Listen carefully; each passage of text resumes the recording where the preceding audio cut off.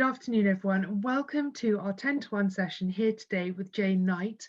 For those of you who don't know, Jane was the travel editor at the Times for over a decade, and now she is a freelance travel writer and consultant. Jane, it's lovely to have you here today. How are you? I'm good, thank you. It's lovely to be here. Good. Jane, are we just able to start by letting the PRs watching know what titles you're writing for now? Yes, well, coincidentally, it's been exactly a year since I left the Times. Right. Not a good year, perhaps, to launch on a freelance career. But in that time, I've had articles published in the Telegraph, in the Mail. I've contributed to Condé Nast Traveller and Tatler. I've also edited The Good Hotel Guide, a book which just came out last month. And on the back of that publication, I've just had a flurry of articles in the Mirror, the Express, the Guardian, and I've just done one for Wanderlust. I guess at the moment, I'm doing an awful lot for the Mail on Sunday, increasingly for the Mail on Sunday. So with lovely Sarah Hartley as well. Indeed, yes. So you are incredibly busy. What a busy year it's been. To make it easier for you, how should PRs get in touch with you, and what do you want included in those emails? Well, I think you probably said it there, email. Okay, perfect. I have had a few PRs trying to get in contact with me on social media. And though I am active on Twitter and Instagram, it's just not a good idea because sometimes I'll have a flurry of activity on it. Sometimes I won't. And I just find it a bit strange on social. I would infinitely prefer something in an email with a fantastic subject line, because you've no idea, well, the amount of emails that everyone gets in travel is ridiculous. Yeah. I would say I probably delete 95% of those just after reading the subject line. I don't look at them. So if you haven't got a good subject line, then you're not going to catch my attention. Okay, so that really is the key. That is the key, yes. And then once you're enticed into reading the email, is it a case of bullet points, or do you like a long press release? I guess you don't really have time for a long press release, but I think the thing that's wrong with a long press release is that I know it's gone to everybody else. Yes. And I think you need to personalize your approach to different people. Bullet points or a few sentences. I mean, if it's a genuine pitch, yes, it's quite hard to know, because I know a lot, or some travel editors prefer that you contact them directly with the idea and they commission it out. I wasn't one of those. I was fine with freelancers being sent the ideas. If you're sending me an idea and you think, hey, Jane, this would be brilliant for the Mail on Sunday, or this would be brilliant to get in here, because you don't want it to be lost in that whole flood of emails that travel editors get, that's brilliant. But then you need to sort of say to me, I'm sending this to you now personally. I can give you the exclusive on X, but can you get back to me by tomorrow or whenever? Brilliant. And what about images? Do you like them embedded in the email, or a Dropbox link? Ideally embedded in the email. Don't do Dropbox link. Don't do anything. In fact, don't send a press release that needs clicking on. Okay. You know, open it. Cut and paste is the best thing to do. Brilliant. Or worst case, you know, a link to an image. But otherwise, yeah, I mean, they're not essential. They are really helpful if it is a new hotel opening, for sure. Yeah. But I guess on the email itself, I mean, the fundamental thing is you've got to have a good idea. I mean, and I'm sure everybody else gets lots of, hey, do you want to go to the Caribbean? Do you want to go to the Maldives? And yeah, I would love to. I'd love to go. yeah, you would too.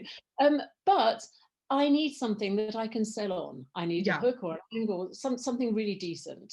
Amazing. Yeah. Brilliant. And is there a particular day that's best to get in touch with you? When are you busiest at the moment? I think every week is different, and I think that's the same for everyone out there. We're probably all a lot less busy than we were in, you know, a year ago, just by nature of what's happening out there. Certainly at the moment, as long as it's a good idea, it doesn't matter when you get in contact with me. Great. From the end of next February, I'll be working 3 days a week, Wednesday to Friday, on the Good Hotel Guide. But you can still send me an idea during that time. You'll pick it up as and when. Yeah. You've just mentioned the Good Hotel Guide. Are there any other kind of regular features you're going to be working on that we should know about? So well, at the moment, by dint of what's happening, hotels are the main things, and UK hotels in particular. However, roundups always at the moment are very fashionable. If you've got an idea for a roundup, get in contact with me, because then, and you might only have one client who fits into that idea, but then I will make sure that that client, if you've given me the idea, I will make sure that client gets featured in the roundup. So it's a sort of win-win. Brilliant. What is your biggest bugbear that we should all avoid doing? Everyone says something so different, so I'm interested to hear yours. Yeah, we've had a huge variety. Yeah. My biggest bugbear is just the standard press release whacked out and sent to me without thinking, it's just sort of like, oh, I've got a press release, I'm going to press send and it's going. First of all, I think PRs need to stand up to their clients and say, actually, this isn't interesting as a press release. So it might not be interesting to start with for anyone. And then you need to think, well, okay, this might be interesting, say, to people who work on TTG or Travel Weekly, but it's maybe not interesting to people who write for the Nationals. So you've got to personalize it. You've got to think about it. I mean, even now, and it's much quieter times, but this morning, I had one about a hotel that was running an online shop for Christmas. It's like, well, where am I going to use that? I don't write travel news, so I'm not particularly interested in surveys, although that said, there are some surveys that are just good to know about for your general knowledge. And the biggest bugbear, which is related to that, is that was just the warm-up. That was the warm-up. Did you get my press release? Okay. I can't stand. And just the follow-up. It's just leave it. If you've sent it and you don't get a response, leave it. Okay, so no follow-up. That's cool. That's fine. And you might have already just touched on it. What would be your top tip to PRs? And you might have been what you just mentioned about tailoring it all. Yes, I guess my top tip is to personalize it to the individual. And I do get quite a few PRs who know that I have a son who's now 15. And they know his name, and it's almost sort of like, okay, they've consulted their notebook and they've put in, oh, and how are you and Christian, how are you doing? And that's good, but sometimes I do feel that that's just a sort of tick operation. I've done that now.